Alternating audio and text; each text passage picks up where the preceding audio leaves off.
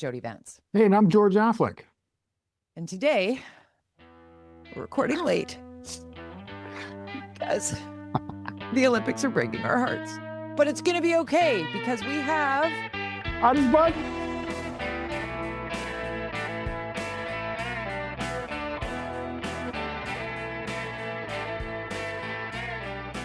I mean... You know, me in sports. But This is the one with the puck? yeah, I did watch part of it, then I had a call and I missed the ending, and I heard Amanda downstairs because I'm at home today. And it was, I thought she was screaming yay, and she was screaming boo or bah or something. And then the call I was on, and then the guy was with, he was watching it and I didn't know, and he had a slight delay. And so I kind of ruined it for him. But so we're starting late because of the women's final. Canadian women's hockey team lost the gold medal in overtime to the U.S. team. Yeah. After Canada scored early in the game, shorthanded, and carried that 1-0 lead until 40 seconds to play in the third period. I mean, we're Vancouverites. Go Canucks. It's such a Canuck. I mean, I just assume that's going to happen now because I'm so used to growing up with the Canucks. I also assume, well, they're going to blow it. George. Hey, did I tell you I got invited to go to do the PA again for the Canucks? Oh, really? Yeah. So filling in March for... the 4th. Just hanging out with Al Murdoch up there in the John Ashbridge suite. It's nice. It's women's night, so I get to check that box. I'm excited. I get to go back. I guess I didn't completely screw it up. Oh, I do love the Olympics, though. I'm gonna miss it. Yeah, of course, the men's hockey is a big deal, and we're going to the semifinal, and then hopefully the final on Sunday. So, yeah, fingers crossed on that. Don't give it the Canuck curse, even though Sidney Crosby's hurt right now. And we were watching lots of curling controversy. I could talk about sports all day. You know that already. But let's talk about Gung Hei Fat Choi. Happy Lunar New Year. It's the year of the fire horse. All these things. Fire horse. Walk with me. Walk with me across the aisle, like conservatives are doing to the liberals. Mark Carney had a good week. Yeah, you got to cross the aisle. We got the, and of course, Poilievre right away coming out there. I mean, this is bad. We've talked about this. This is he's lost control of his caucus, and I've talked about this all the time. It's only a matter of time. If you lose control of your caucus, you can't keep people in your party. They're crossing the floor, which they're leaving the party. You see it over and over again, or as proper grammar, again and again and again. Again and again. The writing's on the wall. So we have 3 seats available that are on a by-election. If he gets all 3, he's got his majority. He's just got to get that Quebec one. The other 2 are safe. So it's going to be interesting. He, doesn't need a federal election. He'll go get his majority, and then we can start getting some pipelines built ASAP. So I want to ask you an unspun question here. Yes. The MP from Edmonton, the Conservative, who crossed the aisle and has now decided to join Mark Carney's Liberals. What are your thoughts on that? Because his reason, this politician's reason in conservative Alberta and conservative Edmonton,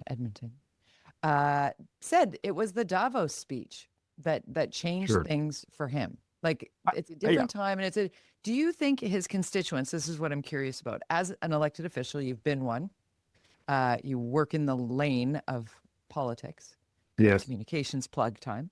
What do you think of the crossing the floor? And hate it. Yeah. Don't like it. Against it. Would never do it. You either leave the party and sit as an independent.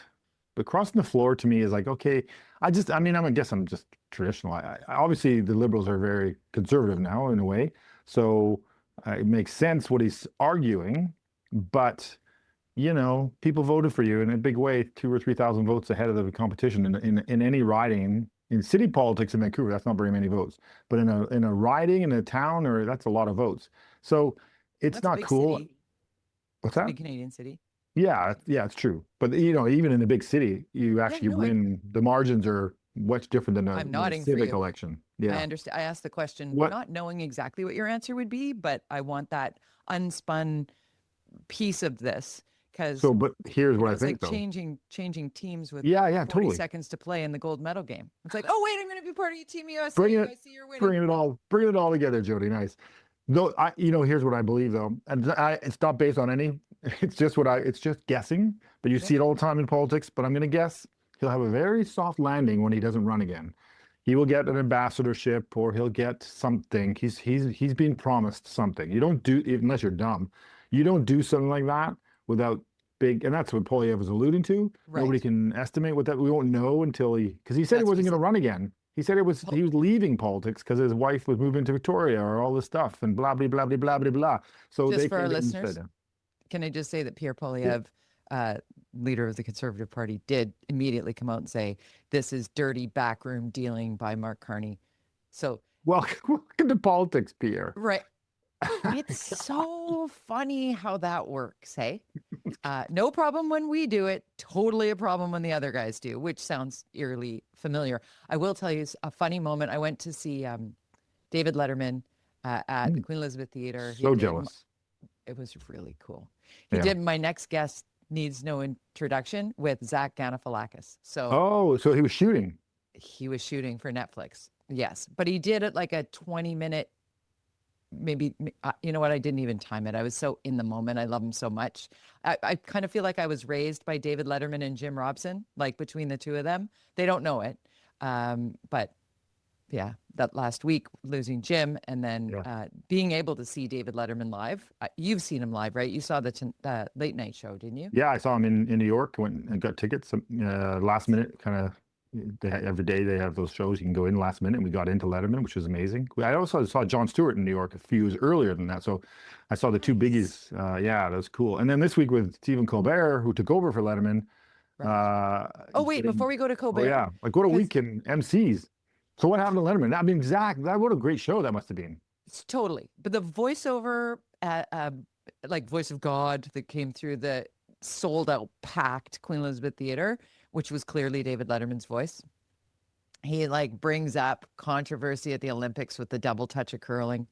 And, you know, the only person I double touch is my wife and she doesn't like it. Like that kind of thing. Like, watching Dave drop F-bombs and whatever, so funny, but immediately political, like immediately apologized for Trump, like throwing it down, not messing around, like just maybe I'll never be allowed back in the country. Like he was clearly, and it was interesting because it was a very of an era, if you will, room full of people. And the way the crowd reacted to that, I think there might have been a handful of people who weren't standing up and cheering, but they were seriously outnumbered. You know, the separatists in the room were not feeling it, but they love Dave. So it was interesting from that degree. And then Zach Galifianakis comes out, and of course he's telling Dave that he had to take 2 ferries to get there, but he wouldn't say specifically where he lived, and it was funny, and it was a little like, I want to move into the woods. Zach was very, very high. So he's in Powell River? Where is he? Well, that's what I was like, Powell River or a Gulf Island. Like, I thought he was in Squamish. He said he took 2 ferries to get there. But he's like, I'm not telling you where I live. But he went really hard politically as well. He was throwing down about Poilievre, and he went so far as to tell his nickname, and this is probably a joke that's going to be in the Netflix special, but there were a lot of Canadianisms dropped in by Zach Galifianakis. Really, he was very high. It was very funny. Super stoned, as he usually is, unapologetically. Anyway, he said Pierre Poilievre called him the Premier of Alberta, which I thought was pretty funny. And his wife's from Alberta. Galifianakis' wife's from Alberta. But he goes, as I call him, Vladimir Poutine. Oh, good one. Oh, the whole room was like, oh. Yeah, so it was that kind of saucy, edgy, funny, not shying away from the headlines conversation that, I will put some blame on Letterman for Trump, because if you grew up watching Letterman, Trump used to be on all the time. All the time. And he he helped build that brand for sure. He did. And then he banned him from the show after, I forget which episode it was, something that he was going on about women, I think. And I think it was around the time where the controversy around him walking through the dressing room of the pageant. Yeah, I think so. And like he it was some justifying it or something weird. And I think Letterman banned him. And David Letterman is no angel. Like, he's Yes. famously the guy that had the affair with the woman who worked on the show and then was going to Right. get blackmailed for it and decided to out himself. Like, so Yeah. no angel for sure, but a very funny man. And more so an angel and also a very funny man now going to Stephen Colbert, had quite the week, a very political controversy filled week. Do you want to break that one down? Well, he got his interview that he was going to do with the guy, totally, his name is escaping me, for running for Senate in Texas. Tellerico. Yeah. And he looked like he might win. They might take Texas in the upcoming elections in the fall. And management at CBS told them they can't do the episode on the show because of... They'd already taped it. Yeah, and they said, that's right. Under no circumstances will you air that interview. And it came from the head people at CBS, so the Barry Weisses of the world. And the word from there was that the FCC has reached out, like the Trump White House basically had reached out to the head of CBS and said, you cannot have that politician on because of there's this rule. Well, we have the rule here. Yes, we do. During elections. During an election, a number of days out from an election, you must have if you're going to have one person on, you have to have all of the candidates on. You can't just pick a candidate and get their message out. Exempt from that, daytime talk shows and late night shows. So The View and the late night shows are the variety type shows are, but it can't be newsy. Right. I mean, that's where people get most of their news off Colbert now in America. So you can't, you could argue that it is a news show now. That rule, the rules are rules. And so Colbert was following the rules. Yeah. They want to change that rule, but they haven't changed it yet. So, when does an election, because here it's 90 days, not 100, not 300 days. I mean, and if you want to reform elections in America, how about election finance reform? You want to solve the problem of influence in America. A little bit of control of who donates would be probably the first place you want to start, not on who's going to be on Colbert or Jimmy Fallon. I think you got it right off the top of this subject, in that the problem is that it looks like the Democrats might flip Texas. I mean, and that is irrefutable evidence of Trump losing his base, and he will not have that. So yeah, it's going to be interesting how this unfolds. But I loved what Stephen Colbert did, because what he did is he said, I was told in no uncertain terms to air that interview, and I was told in no uncertain terms to not mention it on the show. So I'm going to talk about it on the show, and I'm going to air it on our YouTube channel later. And now the YouTube channel ended up getting 10 times, maybe even 100 times the eyeballs. Yeah. Than had it just been an interview that was on. Right. And it's there forever. I know it keeps backfiring. Same as Jimmy Kimmel. Like, Kimmel's ratings shot through the roof. Like, he's more powerful now than he ever was before they tried to silence him. It's really interesting how that shift continues to happen. Take it back to Mark Carney. The fact that Mark Carney said what he said in Davos has had a ripple effect, because we saw Marco Rubio in Munich last week basically using similar lines, phrasing, as Mark Carney did. Like, we're in a new world order. It does land differently when it's actually the villain saying it, as opposed to, which it's interesting. And seeing the world leaders just trying not to laugh at what these guys are saying on a world stage right now. It's terrifying. But it's also, standing up to the bully is becoming a very popular thing, and I'm here for it. Always good to stand up to a bully, having been bullied all my childhood by several people. So, name some names, George. No, I'm kidding. Well, one of them got run over by a car. The other one got electrocuted. The two bullies of my elementary school. Dead. Dead. Right after high school. Yeah. Wow. So, I know, weird, huh? Terry and Rick. Yeah, tragic. I mean, obviously I can only imagine, now as an adult, you think about these bullies and you think, what kind of horror were they going through at home? Yeah. Yes. But then you look at the people that are just all, before we go into the big news of this day, because we're recording later and today has just been laden with international breaking news, let's stay closer to home here for a second before, because we could talk all that for an hour and we don't have that long because we are already 15 minutes in. Let's talk about BC budget. The NDP, soft landed. We got the it's going to hurt. It's going to hurt. It's going to be huge. It's going to be afraid, be afraid. And then landed. It's like, yeah, no, that's. We warned you how terrible we are at money management. I mean, I've talked about this. The only reason we're in this situation is two reasons. One, they had no plan for prosperity in this province, for austerity or all of that stuff. There's no big projects. They opened the bridge, that's done. Okay, now we got nothing else in the pipeline. And literally, the pipeline would be the solution. Nice transition there. I love what you did there. Very nice, huh? But then they also because they added another percent to the empty homes tax.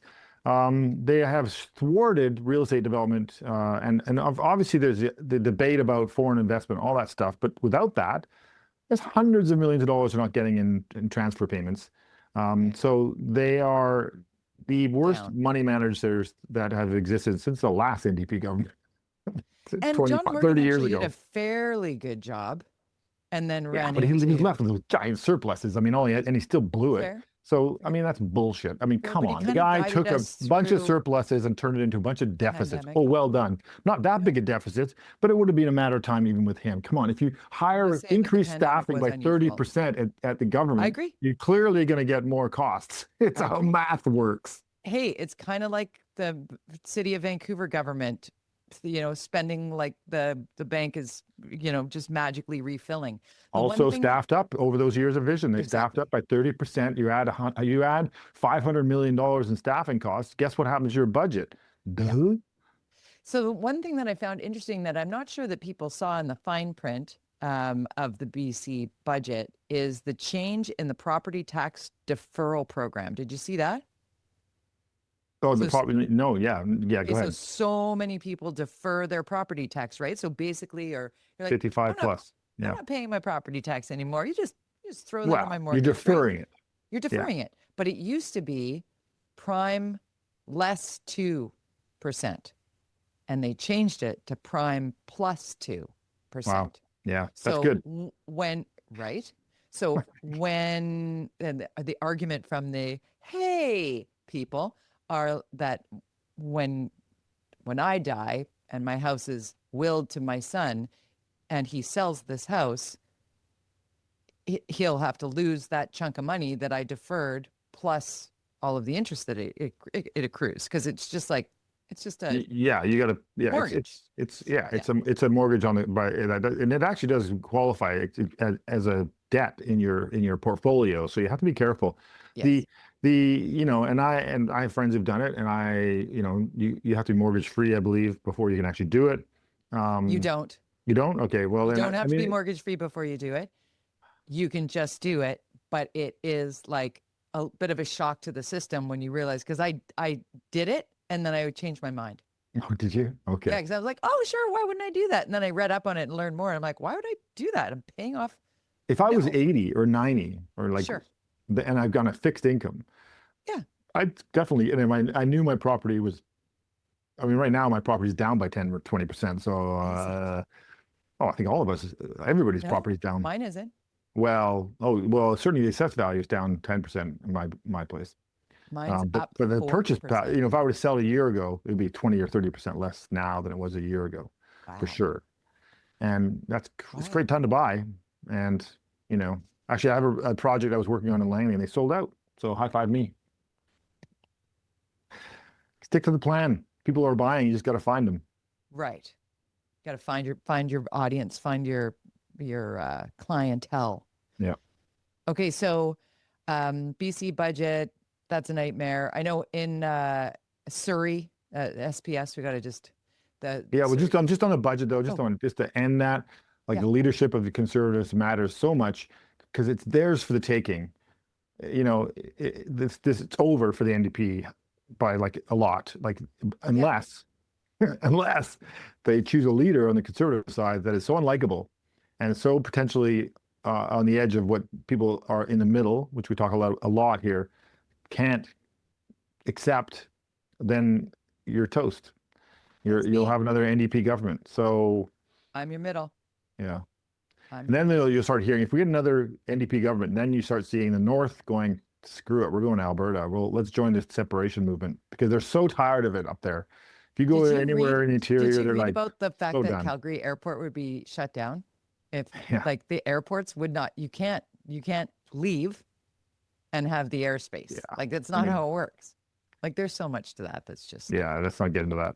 no, but the separatist movement is a bunch of garbage, in my opinion. I think it's treasonous. I hate it. Anger. I hate it. You can be mad. If you don't like it here, leave. We all feel this way. You're not taking the country with you. If you don't like it. No, but we all feel, if you live in the West Coast. Off you go. If we feel the same way here in BC, we feel a bit distant from Ottawa. Alberta feels it even worse. We have mountains in our way. Like we are literally. I've lived on both sides of it. I understand that. I do. I feel it. I feel unseen. And sometimes I like it because if they knew how great it was out here, they'd all move here. And I don't want that. I don't want it. I mean, it's already kind of happening. They all go to Parksville. It's okay. They all go to Parksville. Oh, that's right. Parksville's beautiful. That's where everybody from Toronto lives there. It's true. It's true. But Surrey Police Union really upset about their $46.95 million budget cut. Is that because of the province? Yeah. So it's not really a budget cut. It's just that the money's not going to be available anymore. So now guess who has to come up with the money? Surrey. Guess what's going to happen? And guess what that line item in the budget for Surrey will be in 3 years, 40 to 50%, as predicted on UnSpun. As predicted by George Affleck. Thank you very much. I was setting you up for precisely that. Ta-da. Ta-da. Ta-da. There's all kinds of stuff there. Okay. Let's talk about the ongoing chaos of the United States not doing anything about the disgusting abuses. Isn't it hard to listen to that? Yeah, although Canada started to drown out. I was listening, and then suddenly I could hear Canada overtaking USA, so that was pretty good. Canada, it's not as catchy, but Canada. It used to be "Go Canada, go." Yeah, that's a lot. That's a lot, though. Yeah, it is a lot. Anyways, they did. I don't know if I bet you it was Italians or all the other Europeans helping us out in that one because there's not that many Canadians at the rink. I don't think in Italy. No, I mean yes, there were a lot, but I think there was a lot of other supporters there for us. Yeah. But I want to take us to the breaking news this morning on his 66th birthday. Formerly known as Prince Andrew Mountbatten Windsor. Is that how we call him now? Knock, knock, knock at the door. Not a bunch of gifts, but cops with a warrant for his arrest. And Fergie's next. Fergie's next. You think so? Yeah, he's complicit. I mean, this guy, and they're not getting him on anything. They're getting him on extortion, white-collar crimes. White-collar, money. Looks like they got Al Jolson on taxes. Al Jolson, what's that? Capone. Al Capone. I don't even sing his song, and that's but they get him on taxes. That's generally how people get caught. For secrets, they're also getting paid for secrets. Yeah, he's getting paid. Getting money to give state secrets to. Yeah, bad. That's life in prison. Like the South Korean former prime minister of South Korea just got put to life in prison for insurrection. Well, what does that name sound familiar? Why does that sound familiar? Insurrection, life imprisonment. Who? What? What is happening that there is not one single individual, like they're dropping like flies from their big fancy schmancy jobs and boards and law firms, but nobody. There's nobody. There's no charges. They've already said it. There's nobody. There's no crime. I mean, Britain. They've decided to find a way to get this guy. They spent a lot of way. What can we do to get this guy? And so they found a solution. Whether they'll win or not, I mean, he's obviously not. It's innocent until proven guilty. It's allegations. Yes, but that's what they should be doing in the States. But we've gone through how many years with Trump, all these court cases and all these things, and all about money, and then just hire better lawyers, and you don't go to jail. I mean, that's how America works. It seems so. It's starting to make sense why they gutted the Department of Justice and like the whole Doge thing and the whole like we're going to just make all the good people leave if we don't get rid of them. They'll all leave because the concept of working. It's like leaving. It's like leaving Twitter or X. Don't leave.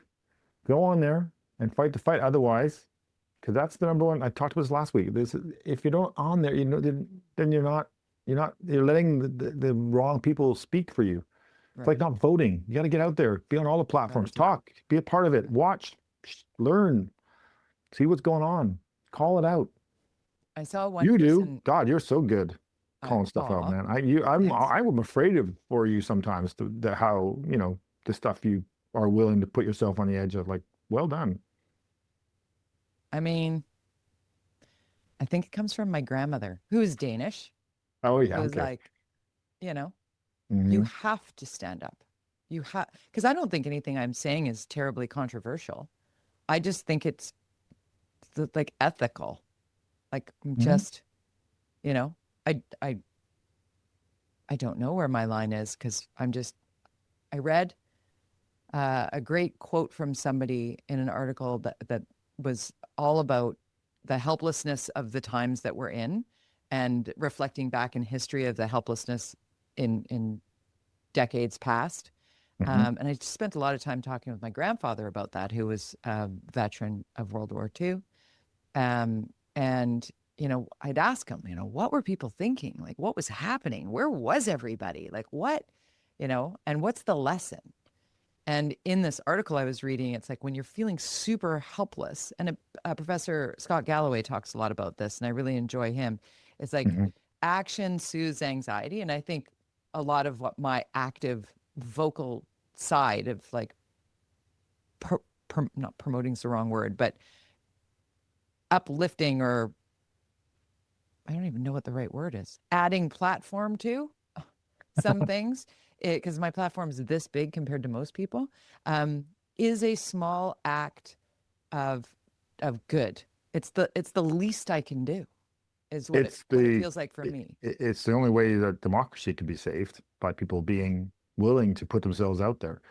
Us doing this podcast, as much as people might hate us doing this, some people love us, some people hate us. Who cares? At least we're out here, talking and bringing up things, and some people get their news from this podcast. So, thank you for watching and listening. But sometimes we're like to each other, and we still get along, which is also kind of cool. That you can have when you're like, no, this is how it's supposed to be. I'm like, absolutely not, And then we're like, okay, see you later. Cheers. Okay, bye. That's right. There's a Danish word for that, maybe, kind of. Hyggelig. You know hyggelig? Yes, I do. There's no definition for it. No. There's no English word that equals it. But it's sort of like cozy, but also not. It's like cool and fun, and it's like when you say, well, that was a really hyggelig evening. Because I speak Danish because I lived there for a year. Just for those people who are wondering why I know a Danish word, I lived there. I did a student exchange for a year, as Andrew did in Canada for a year. Prince Andrew, remember when he was 16, he was living in Ontario, and it was like a big deal. And now it's like, no, let's not talk about that. We don't talk about Andrew. Don't talk about that. No. Anyways, but you're right about that, and I love what the Danes are doing. I love how Denmark and Norway, and a couple of other middle countries, middle powers. Is that what Mark Carney? Yeah, well, if Canada could just look at Norway, for God's sakes, and see how they figured this out in the oil and gas industry, how they can extract the resources and have $4 trillion in the bank to save for the future, so that generation after generation will be prosperous and live in a wonderful place that's beautiful with nature, and everybody drives electric cars, and it's not end of days, because they access their natural resources in a smart way. And it's also and I'll flip to the spotlight that gets put on China all the time, and back to how it's like, well, China's the biggest polluter in the world, and like the propaganda sort of narrative that lives, that all of China is the government, that all of China is the worst of, and the comparison, because Canada is literally getting stomped on by the U.S. administration because of new relationships with China. And it was just this week that it was announced that Canadians no longer need visas to go to China. And I had to go to the consulate, or the equivalent for the process, to get a J2 visa to be working media. Now, one of the things that scared me most being in China when Air Canada went on strike was like, oh my God, my visa's running out. Like, I don't want to be somebody without a visa in China, because And now it's like, oh, you don't, it's now easier to travel to China than it is to travel to the United States. That's crazy. Wild. That and is...